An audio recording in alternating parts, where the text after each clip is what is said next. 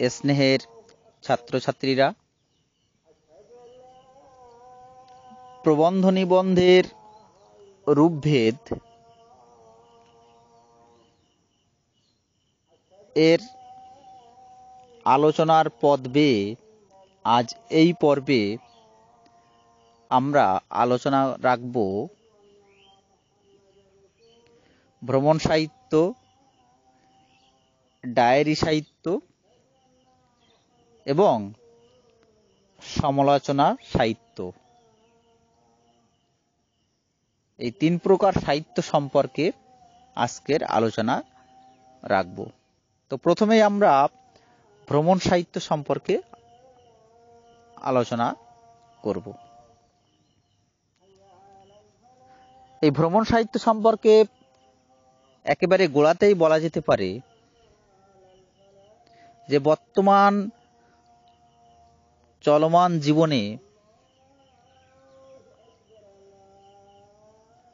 একটা কথা মনে হয় পরিষ্কার যে অচেনাকে, অজানাকে, অদেখাকে জানবার আগ্রহ মানুষের চিরদিনের, চিরকালের ছিল, আছে এবং ভবিষ্যতেও থাকবে।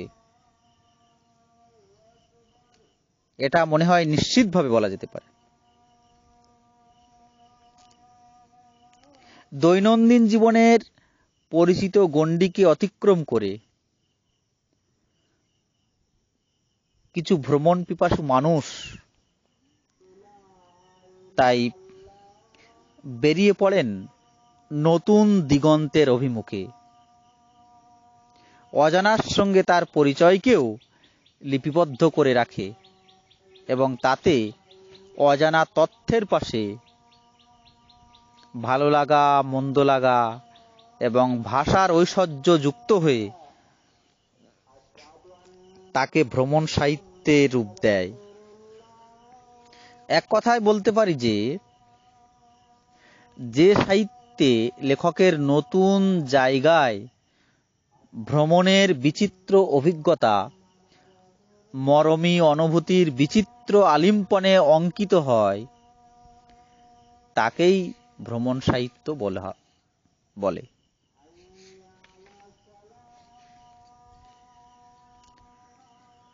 ভ্রমণ সাহিত্যের নির্দিষ্ট কতগুলি বৈশিষ্ট্য আমাদের চোখে পড়ে। যেমন প্রথমেই বলা যেতে পারে ভ্রমণ সাহিত্য রচিত হয় লেখকের ব্যক্তিগত অভিজ্ঞতার উপলব্ধি, আবেগ ও মননের উপর ভিত্তি করে। দ্বিতীয়ত, ভ্রমণ সাহিত্যে বিশেষ এলাকার সামগ্রিক চিত্র এবং জনজীবনকে সম্পূর্ণরূপে চেনা যায়।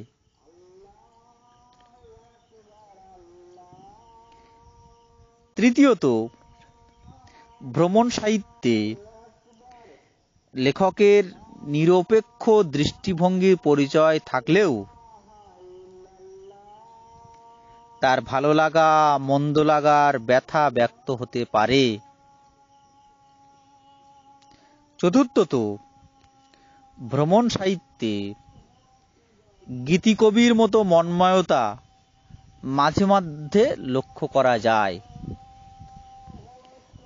পঞ্চমত, শিল্পিত সৃজনশীল কাব্যময় ভাষা ভ্রমণ সাহিত্যের এক অপরিহার্য সত্য বলা যেতে পারে।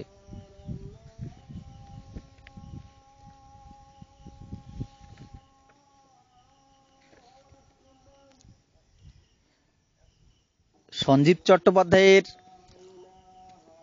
পালামৌ এইরকম একটি সার্থক বাংলা ভ্রমণ সাহিত্য। গ্রন্থটিতে সৌন্দর্য ভাবনার এক অসাধারণ প্রকাশ আমরা লক্ষ্য করি। এখানে দার্শনিকতা ও মননশীলতা একই সঙ্গে এর মধ্যে হাত ধরাধরি করে চলেছে এবং রচনাটির মধ্যে যেন তার অর্থাৎ সঞ্জীব চট্টোপাধ্যায়ের হৃদয়াংশ প্রতিফলিত হয়েছে। এছাড়াও রবীন্দ্রনাথ ঠাকুরের জাপান যাত্রী, প্রবোধ কুমার সান্যালের মহাপ্রস্থানের পথে, সৈয়দ মুজতবা আলীর দেশে বিদেশে, অন্নদাশঙ্কর রায়ের পথে প্রবাসে প্রভৃতি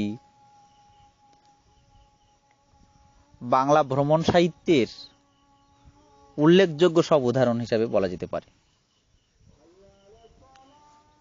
এই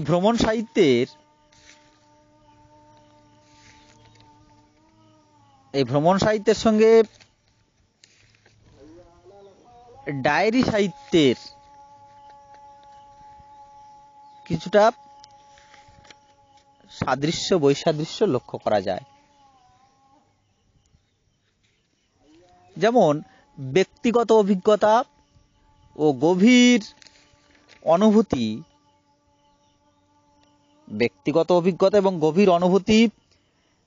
ডায়েরি সাহিত্যেও থাকে, আবার ভ্রমণ সাহিত্যের ভিতরেও আমরা লক্ষ্য করি। তবে পার্থক্য এখানেই যে সন তারিখ যুক্ত অবস্থায় ডায়েরি সাহিত্যে বিবৃত হয় লেখকের যে কোনো অভিজ্ঞতার বিবরণ, কিন্তু ভ্রমণ সাহিত্যে সন তারিখের, সাল তারিখের তেমন কোনো বিধান মেনে চলা হয় না।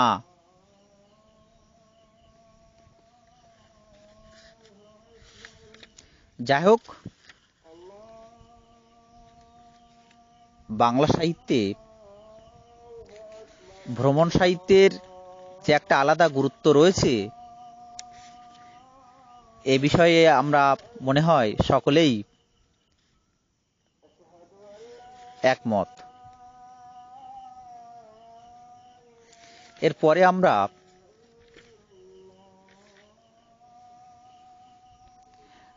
ডায়েরি সাহিত্য সম্পর্কে আলোচনা করব।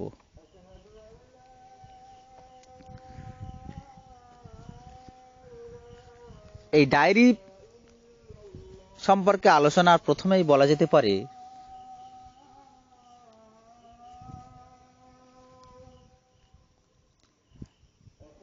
ডায়েরি, দিনপঞ্জি, রোজনামচা প্রভৃতি সব ভিন্ন ভিন্ন নামে পরিচিত হলেও এই ডায়েরি, দিনপঞ্জি, রোজনামচা সবগুলির বিষয় এক, সবগুলোর অর্থ এক জায়গায় এসে সীমাবদ্ধ। মানুষ তার চলার পথে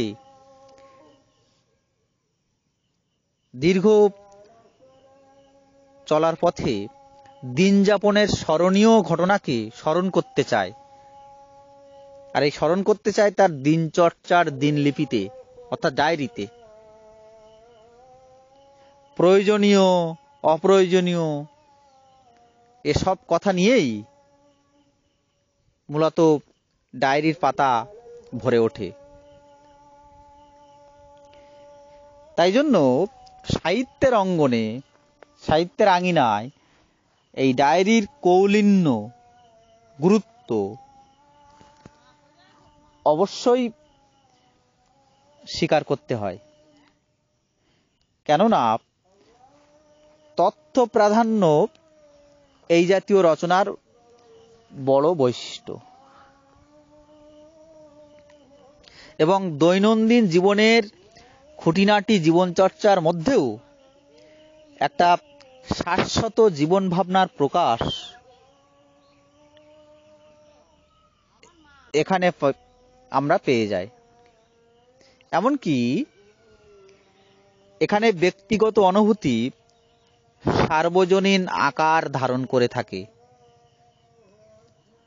আর সে কারণেই ডায়েরিকে সাহিত্যিক পদবাচ্য ভাবা যায়। আর এর অন্যতম উদাহরণ হিসেবে বলা যেতে পারে শঙ্খ ঘোষের জার্নাল যাই হোক, এই ডায়েরির কতগুলো বৈশিষ্ট্য আছে নির্দিষ্ট।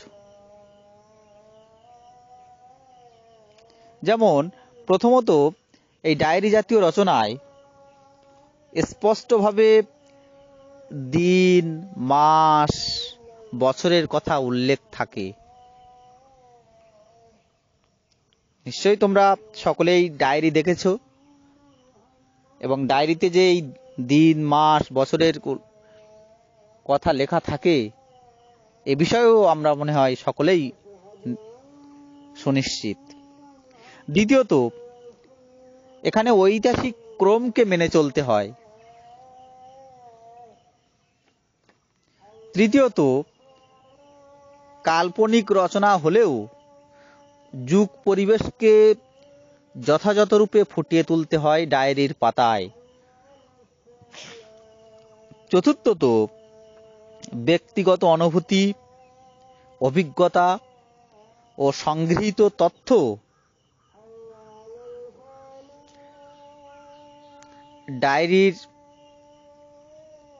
ডায়েরিতে স্থান পেতে পারে। বিশেষ করে এখানে ব্যক্তিগত অনুভূতির সুর প্রবল হয়ে ওঠে। পঞ্চমত, ডায়েরিতে থাকে স্বগত আলাপনের মেজাজ, আর তাই জন্য আত্মজীবনীমূলক রচনার সঙ্গে এর কিছু মিল বা সাদৃশ্য চোখে পড়ে। ষষ্ঠত বলা যেতে পারে ডায়েরি তাৎক্ষণিক অনুভূতি সংযুক্ত রচনা।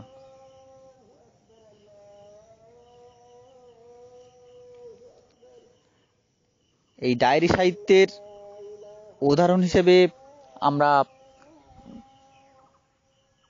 বলতে পারি রবীন্দ্রনাথ ঠাকুরের উরব যাত্রী ডায়েরি, চারু দত্তের পুরনো কথা, কৃষ্ণকমল ভট্টাচার্যের পুরাতন প্রসঙ্গ,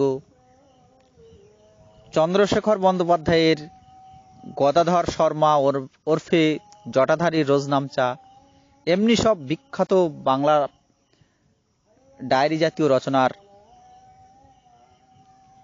সঙ্গে আমরা সাক্ষাৎ হতে পারি বাংলা সাহিত্যে।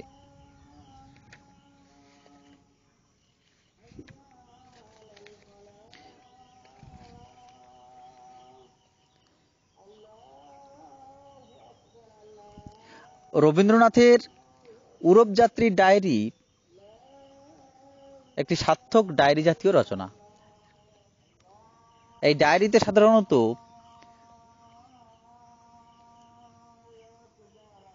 অর্থাৎ রবীন্দ্রনাথের এই রচনাটিতে দিন, মাস, বছরের কথা উল্লেখ থাকে,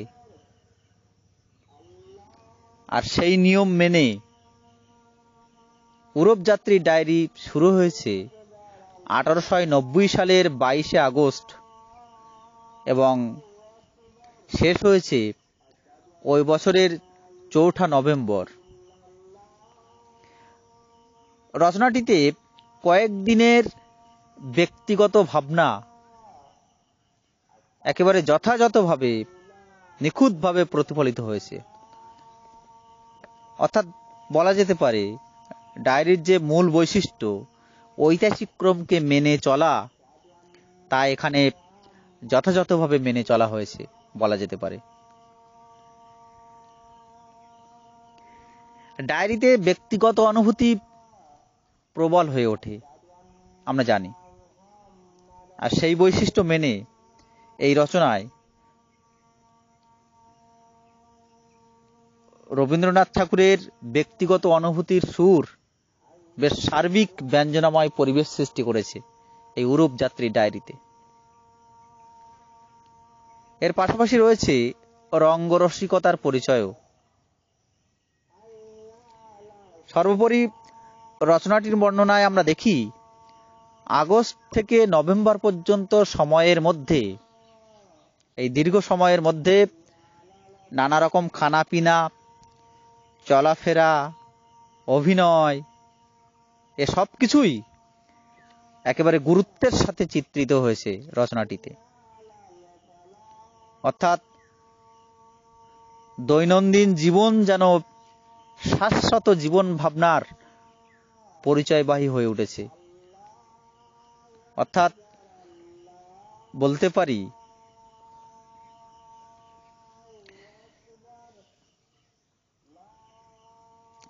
ডায়েরির প্রতিটি লক্ষণেই আলোচ্য রচনায় বেশ যথাযথভাবেই উল্লেখিত হয়েছে। আর সেদিক থেকে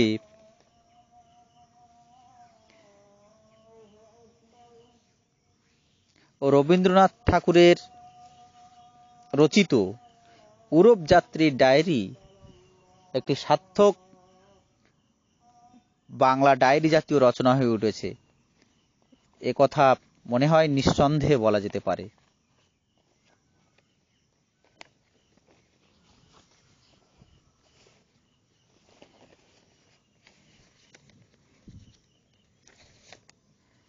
এরপরে আমরা এই পর্বে আলোচনা করব সমালোচনা সাহিত্য সম্পর্কে।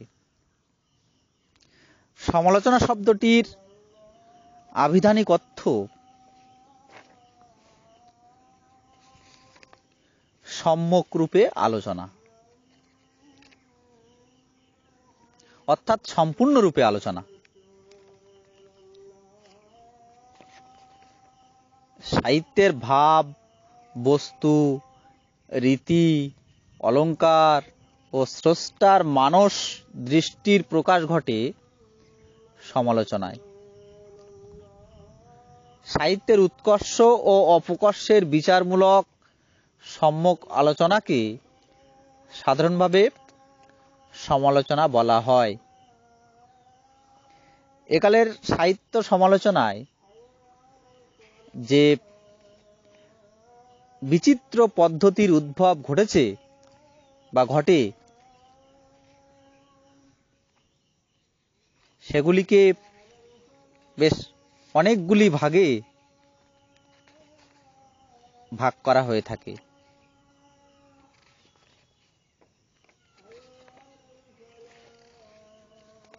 যেমন কয়েকটি নাম এ প্রসঙ্গে বলা যেতেই পারে। সনাতন বিধিসম্মত সমালোচনা,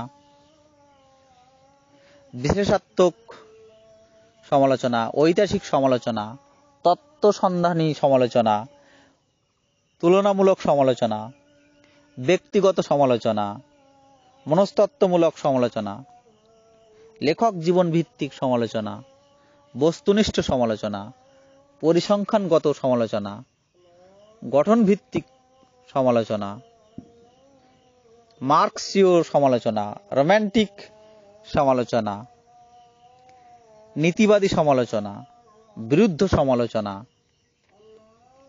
এরকম অনেক প্রকার সমালোচনা পদ্ধতির আছে। এই সবগুলোর মধ্যে বিশেষ করে তুলনামূলক পদ্ধতি এবং মনোবৈজ্ঞানিক পদ্ধতি বেশ গুরুত্বপূর্ণ।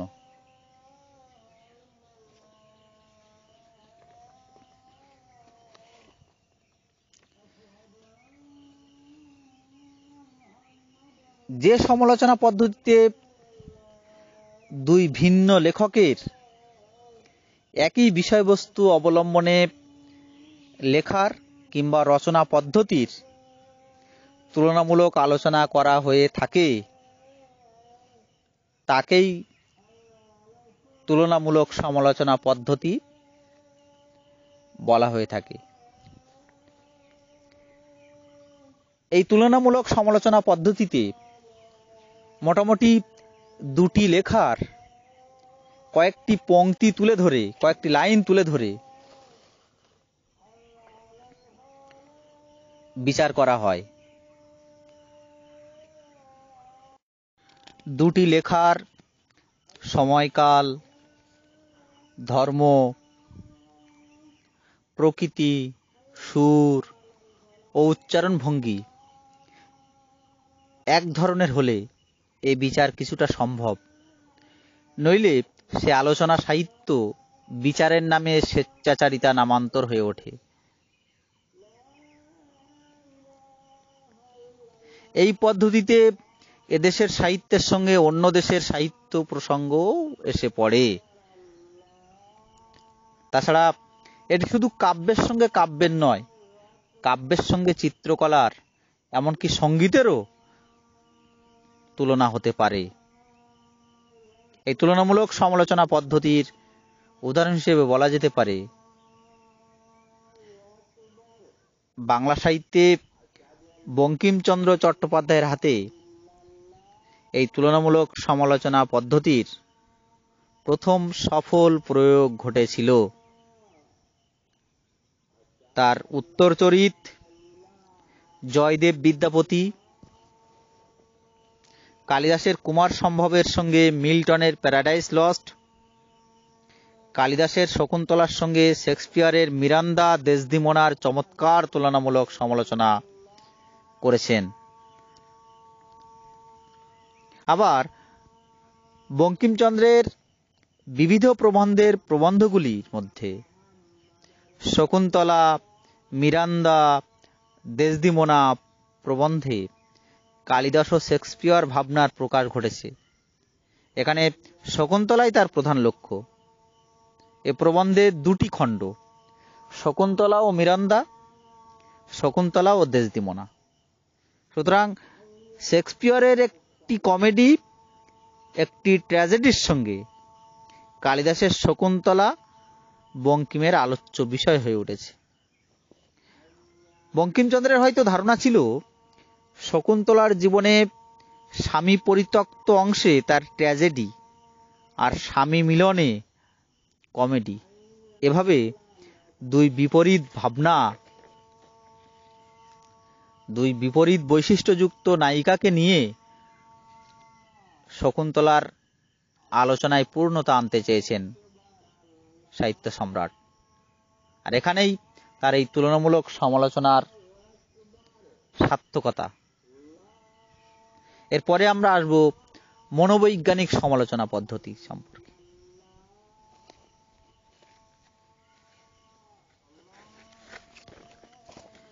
যে সমালোচনা পদ্ধতিতে গ্রন্থাকারের গ্রন্থর চেয়ে তাতে তার ব্যক্তিগত জীবন, তার অবচেতন মনের ছাপের কতটা পরিচয় তার শ্রেষ্ঠ চরিত্রে প্রকাশিত হয়েছে তা জানানো হয়। সেই পদ্ধতিকে বলা হয়ে থাকে মনোবৈজ্ঞানিক সমালোচনা পদ্ধতি। এই মনোবৈজ্ঞানিক সমালোচনা পদ্ধতিতে সাহিত্যের চেয়ে সাহিত্যিকের জীবন কথার উপরেই বেশি আলোকপাত করা হয়ে থাকে, বেশি আলোচনা করা হয়ে থাকে। মানুষের অবদমিত ইচ্ছা বা বাসনা, দমে থাকা বাসনা, গুপ্ত বাসনা, সুপ্ত বাসনা কিভাবে তার বাহ্যিক কর্মপন্থাকে নিয়ন্ত্রিত করে, তার বিকৃত কামনাকে লুকিয়ে রাখতে গিয়ে সে কিরকম অস্বাভাবিক আচার আচরণ করে, তা এই মনোবৈজ্ঞানিক সমালোচনা পদ্ধতিতে স্পষ্ট হয়ে ওঠে। এ থেকে আমরা বুঝতে পারি এই মনোবৈজ্ঞানিক সমালোচনা পদ্ধতির উদাহরণ হিসেবে বলা যেতে পারে রবীন্দ্রনাথ ঠাকুরের নষ্টনীড়, মানিক বন্দ্যোপাধ্যায়ের দিবারাত্রির কাব্য, তারাশঙ্কর বন্দ্যোপাধ্যায়ের বিচারক প্রভৃতি মনোবৈজ্ঞানিক সমালোচনা পদ্ধতির উৎকৃষ্ট সব নিদর্শন বলা যেতে পারে।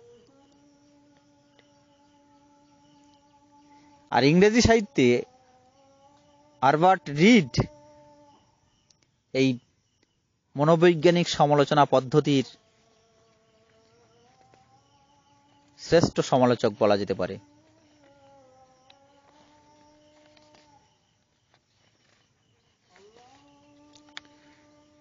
তারাশঙ্কর বন্দ্যোপাধ্যায়ের বিচারক উপন্যাসটি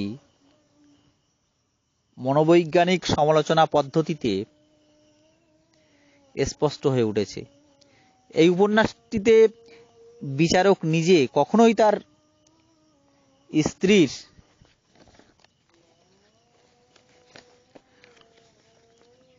অগ্নিদগ্ধ হয়ে মৃত্যুবরণের জন্য দায়ী নন, অথচ তার মনে তখন অন্য নারীর প্রতি সুপ্ত আসক্তিই যেন উদ্ধার কার্যে তাকে পূর্ণ শক্তি নিয়োগ করতে দেয়নি, ঝাঁপিয়ে পড়তে দেয়নি। আর তা উপযুক্ত মনস্তাত্ত্বিক বিশ্লেষণ ভিন্ন এই উপন্যাসের রস গ্রহণ একেবারেই অসম্ভব বলে আমাদের মনে হয়।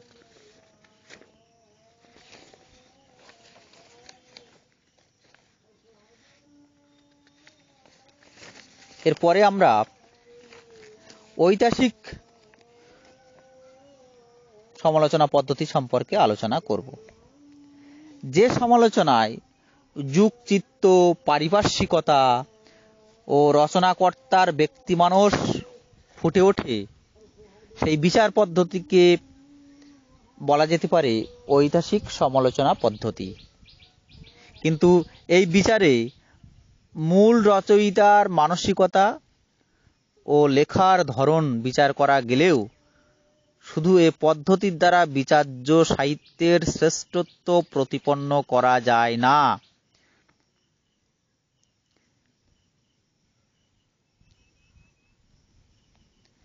আর এই ঐতিহাসিক সমালোচনা পদ্ধতির একটা সার্থক উদাহরণ হলো বিনয় ঘোষের নূতন সাহিত্য সমালোচনা। এই ঐতিহাসিক সমালোচনা পদ্ধতির মধ্যে পড়ে।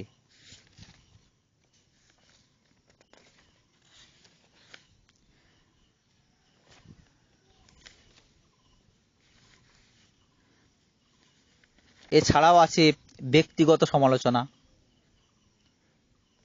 যে সমালোচনা সমালোচকের ব্যক্তিগত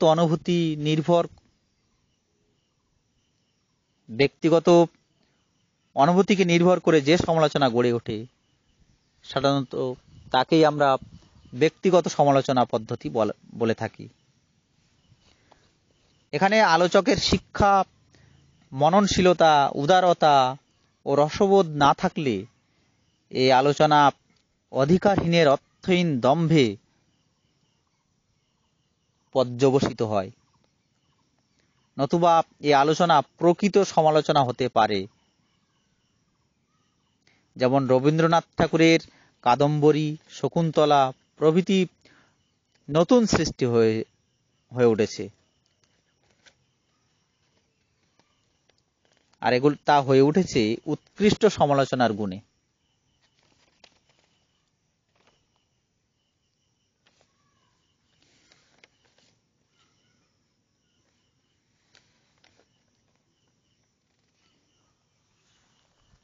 এমনি করে অসংখ্য সমালোচনা পদ্ধতি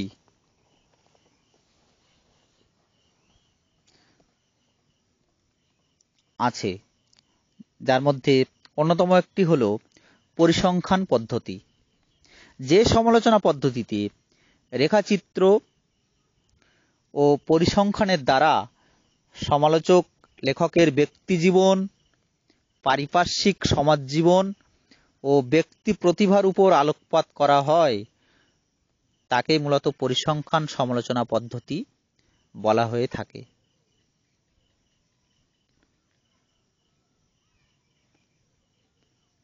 বাংলা সাহিত্যে অধ্যাপক নির্মলেন্দু ভৌমিক, ডক্টর ক্ষেত্রগুপ্ত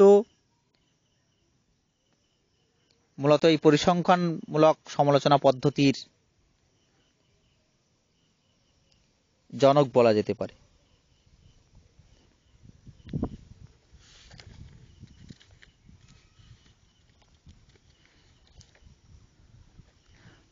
মার্ক্সীয় সমালোচনা পদ্ধতি সম্পর্কে বলা যেতে পারে যে মার্ক্সীয় জীবন দৃষ্টিভঙ্গির উপর ভিত্তি করে যে সাহিত্য সমালোচনার সৃষ্টি তাকেই সাধারণভাবে মার্ক্সীয় সমালোচনা সাহিত্য বলা হয়ে থাকে।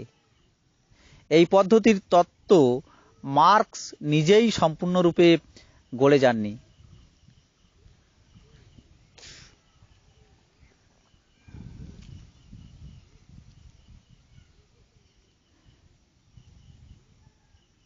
এখানে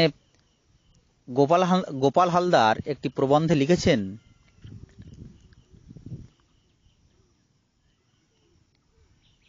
যে শিল্প সাহিত্যের নির্দেশিকা দেওয়ার জন্য এইসব জ্ঞানী কর্মবীরেরা গভীরভাবে মনোযোগ দিতে পারেননি। সমাজ মঙ্গলের কথা মাথায় রেখে প্রয়োজন মতো ও প্রসঙ্গত কিছু তথ্য দিয়েছেন মাত্র।